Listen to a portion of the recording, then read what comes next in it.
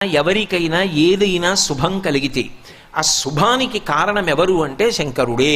నేను చెప్పట్లేదు ఈ మాట, శాస్త్రములు చెప్పాయి. శుభములన్నీ కుప్పలు తెప్పలుగా ఆయన పాదముల దగ్గర పడి ఉంటాయిట.